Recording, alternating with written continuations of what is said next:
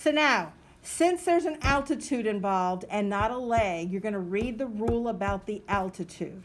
And it says the altitude is the geometric mean. So where do you put the geometric mean in the proportion? Whoever is the geometric mean goes kitty corner like this. Between the two segments it creates.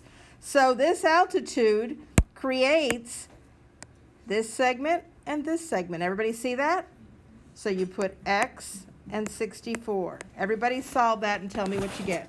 So 48 and 48 is 2,304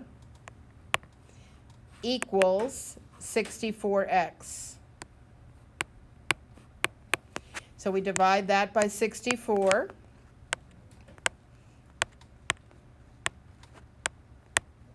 And we get X equals 36.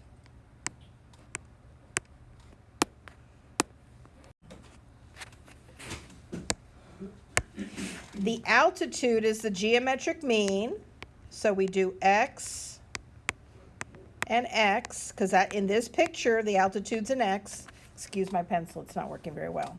Between the two segments it creates. Well, if this is 16, that's one of the segments.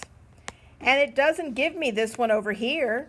So I have to take 25 minus 16. And I get a 9. Okay? So we sometimes have to find the pieces of the picture. 16 times 9 is 144, I believe. Equals X squared. So the square root of 144 is 12. This problem has a leg. Somebody read the rule for the leg. The second rule. Each leg in the or how do you say it? Is the geometric mean between the whole hypotenuse and the segment next to the leg. All right.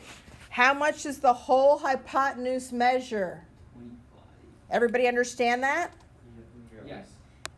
And what is the segment next to that leg? Who's closer to the X? Is it the 9 or the 16? 9. So now do that one. So when you cross multiply, you get X squared equals 225, and you square root both sides. X equals 15.